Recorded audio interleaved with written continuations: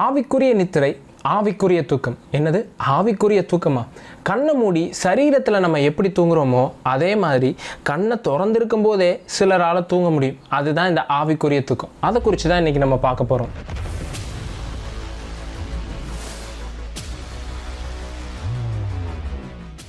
இப்போ தான் first time பார்த்துக்கிட்டு இருக்கிறீங்கன்னா சப்ஸ்கிரைப் பண்ணிக்கோங்க. இன்றைக்கி நான் சொல்லித்தர போகிற விஷயம் ரொம்பவே முக்கியமானது. அதுவும் உங்களுடைய ஆவிக்குரிய பார்வையை இன்னும் அதிகரிக்கக்கூடிய ஒரு விஷயமா இருக்கும். ஃபஸ்ட்டு இந்த ஆவிக்குரிய நித்திரைனா என்ன அப்படின்றத பார்க்கலாம்.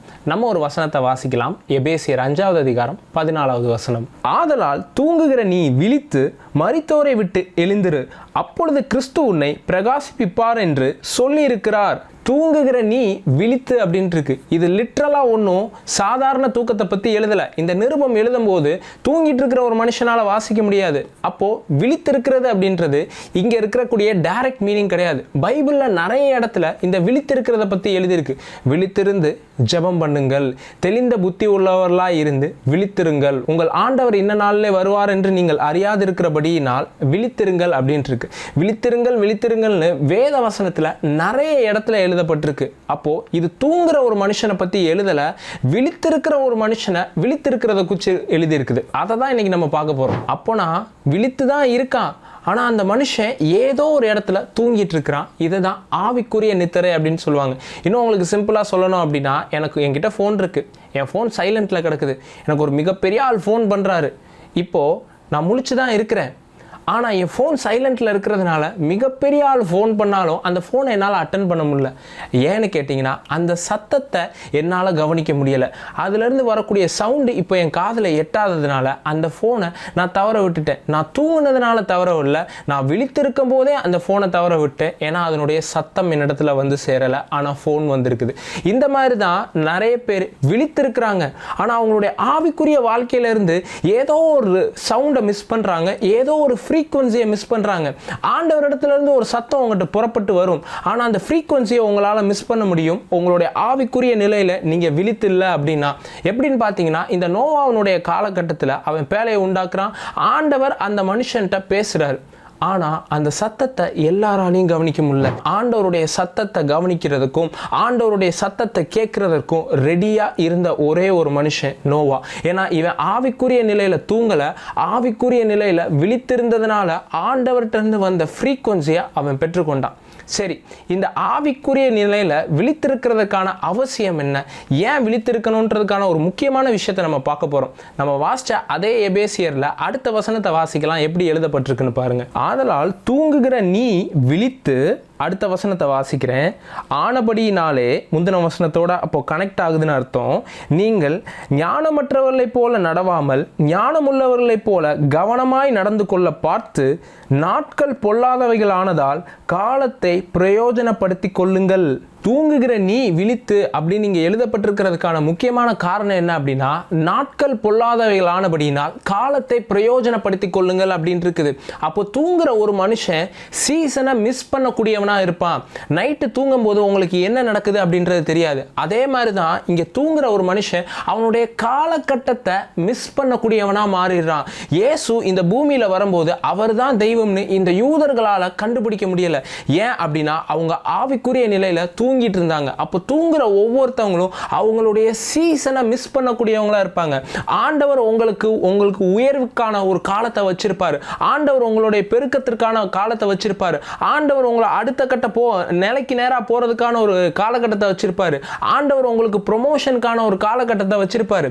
ஆனா நீங்க விழித்து இல்லை அப்படின்னா அந்த சீசனை மிஸ் பண்ணிடுவீங்க. இந்த சீசனில் ஆண்டவர் என்னை எதற்காக அழைச்சிருக்கிறார், இந்த சீசனில் ஆண்டவர் என்னை என்ன செய்ய சொல்லியிருக்கிறாரு அப்படின்றது தெரியாமல் வாழ்க்கை போகிற போக்கிலே போனீங்க அப்படின்னா நீங்கள் சீசனை மிஸ் பண்ணக்கூடிய நபராக மாறுறீங்க.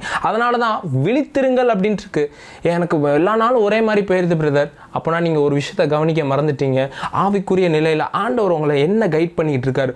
உங்கள் ஃபோனு சைலண்ட்டில் இருக்கக்கூடாது. அந்த நேரத்தில் தான் ஆண்டவர்கிட்டருந்து வரக்கூடிய ஃப்ரீக்வன்சி, ஆண்டவர்கிட்டருந்து வரக்கூடிய சத்தத்தை கவனிக்கக்கூடிய ஒரு நபராக நீங்கள் மாறணும். எப்படி ஒருத்தர் ஆவிக்குரிய நிலையில் தூங்கிட்டு இருக்கிறான்றதை கண்டுபிடிக்கணும் தெரியுமா? அவங்க எல்லா விஷயத்தையும் மாம்சத்தின் பிரகாரத்திலே பார்ப்பாங்க.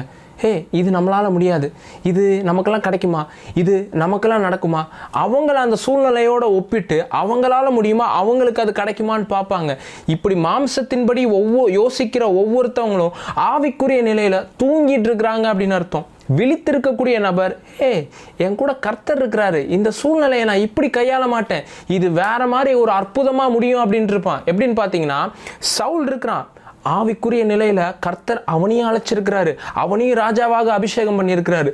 கோலியாத்துக்கு முன்னாடி நிற்கும் போது சவுல் ஆவிக்குரிய நிலையில தூங்கிட்டு இருக்கிறான்.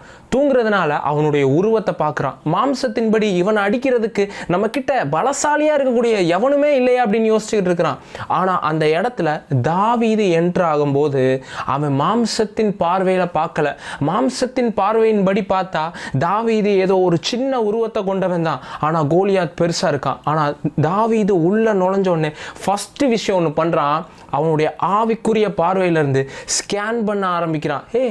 கோலியாத்து உருவத்தில் பெரியவனாக இருக்கலாம், ஆனால் கர்த்தர் அவனை விட பெரியவர் அப்படின்றத தெரிஞ்சுக்கிட்டு இந்த இஸ்ரவேலை நிந்திக்கிற இந்த கோலியாத் எம்மாத்திரம்னா அந்த இடத்துல அவன் வீழ்த்த ஆரம்பிக்கிறான். ஏன்னா அவனுக்கு மாம்சத்தின்படி பார்வை கிடையாது, அவன் ஆவிக்குரிய நிலையில் தூங்கலை, ஆவிக்குரிய நிலையில் விழித்திருக்கிறான். உங்களுக்கு வரக்கூடிய ஒவ்வொரு பிரச்சனையும் மாம்சத்தின் பிரகாரத்தில் நீங்கள் பார்க்க ஆரம்பிச்சிங்க அப்படின்னா நீங்கள் ஆவிக்குரிய நிலையில் தூங்கிட்டு இருக்கிறீங்கன்னு அர்த்தம்.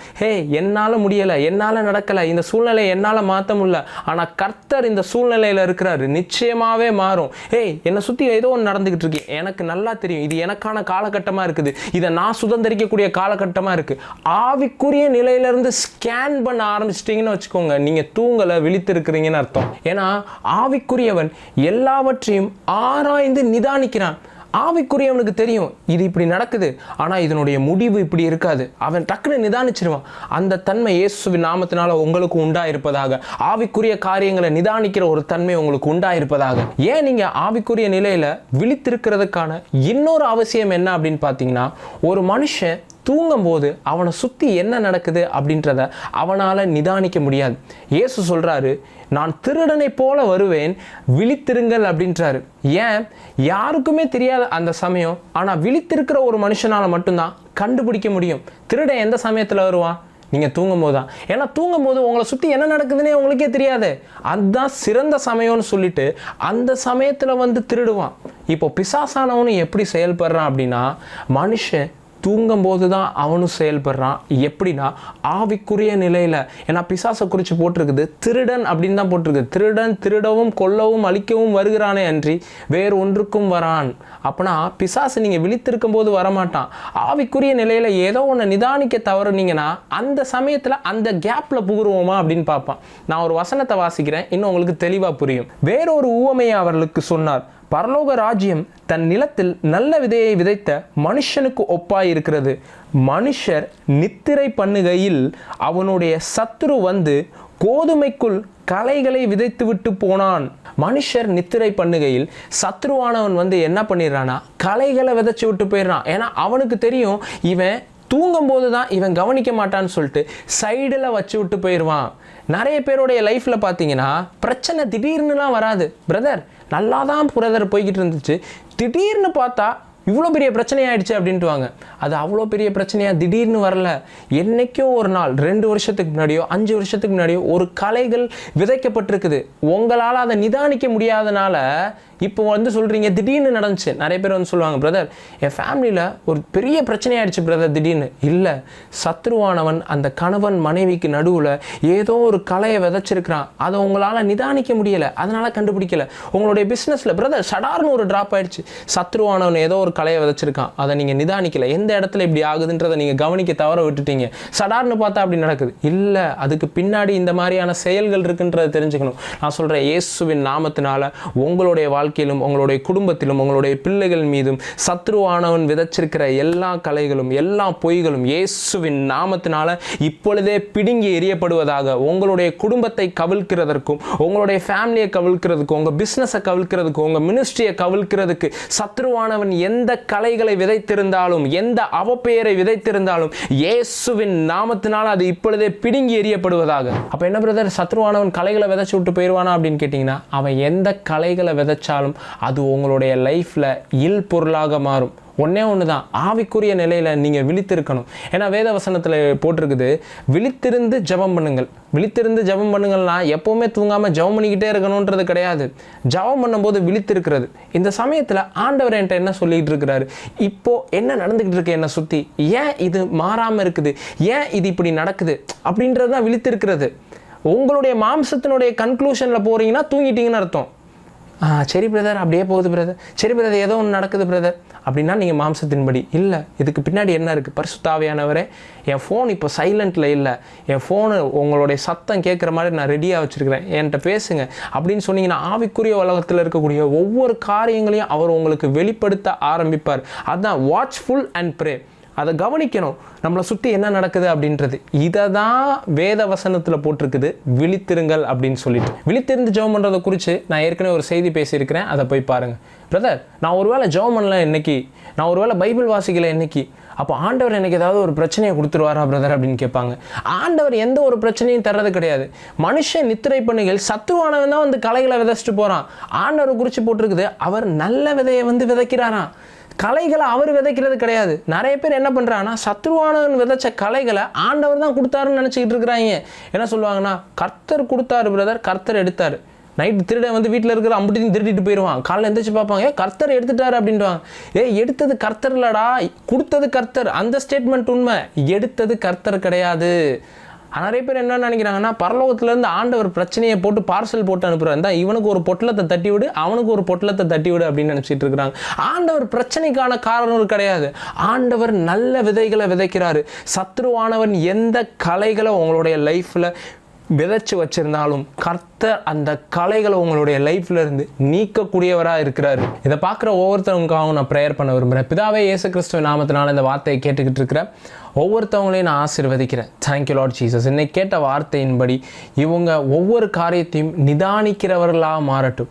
ஆவிக்குரியவன் எல்லாவற்றையும் ஆராய்ந்து நிதானிக்கிறான் என்று எழுதியிருக்கிறது. இயேசு கிறிஸ்துவ நாமத்தினால இவங்களை சுற்றி இருக்கக்கூடிய ஒவ்வொரு காரியங்களையும் நிதானிக்கக்கூடிய ஒரு நபராக மாறி இருக்கட்டும். இவங்களுடைய ஃபேமிலி மேலே, இவங்களுடைய பிஸ்னஸ் மேலே, இவங்களுடைய பிள்ளைகள் மேலே, இவங்களுடைய லைஃப்பில் சுற்றி இருக்கக்கூடிய எல்லா காரியத்தையும் நிதானிக்கிற ஒரு நபராக இவங்க மாறி இருக்கட்டும். இயேசு கிறிஸ்துவ நாமத்தினால சத்ருவானவன் விதைச்சிருக்கிற பொய்கள், சத்ருவானவன் விதைச்சிருக்கிற கலைகள், விதைச்சிருக்கிற போராட்டங்கள், சத்ருவானவன் இவங்களுக்கு விரோதமாக உருவாக்கி வச்சிருக்கிற ஆயுதங்கள், இயேசு கிறிஸ்துவ நாமத்தினால இப்பொழுதே அது வாய்க்காதே போவதாக என்று நான் சொல்லுகிறேன். நல்ல விதையை விதைக்கிற ராஜா நீர், இயேசுவின் நாமத்தினால நல்ல கனிகளை கொடுக்கிறவர்களாக இவங்க மாறட்டும். Thank you Lord Jesus. பிளஸ் பண்ணுறேன் இயேசு கிறிஸ்துவின் நாமத்தில் பிதாவே, ஆமேன். இந்த செய்தி உங்களுக்கு பிரயோஜனமாக இருந்துச்சு அப்படின்னா மற்றவர்களுக்கும் ஷேர் பண்ணுங்கள். இந்த செய்தினால் நீங்கள் ஆசீர்வதிக்கப்பட்டிருக்கிறீங்க அப்படின்னா கொடுங்கள், அப்பொழுது உங்களுக்கு கொடுக்கப்படும் அப்படின்ட்டு இருக்குது. உற்சாகமாக கொடுங்க. இந்த வார்த்தைக்காக நீங்கள் விதைக்கலாம். விதைக்க விரும்புகிறவர்கள் கீழே பார்க்குற ஃபோன்பே, கூகுள் பே ஸ்கேனரை பயன்படுத்தி இந்த ஊழியத்துக்கு உங்களுடைய காணிக்கை அனுப்பிச்சி வைக்கலாம். தொடர்ந்து இந்த செய்தினால் ஆசீர்வதிக்கப்படுறீங்கன்னா தொடர்ந்து இந்த ஊழியத்தில் ஒரு பங்காளராகவும் மாறலாம். ப்ரேயர் பண்ணணும்னு விருப்பப்படுறவங்க கீழே பார்க்குற வாட்ஸ்அப் நம்பரை தொடர்பு கொண்டு வாட்ஸ்அப்பில் உங்களுடைய ப்ரேயர் ரெக்வஸ்ட்டை அனுப்பிச்சி வைக்கலாம். கர்த்தர் உங்கள் எல்லாரையும் ஆசீர்வதிப்பாராக. God bless you all.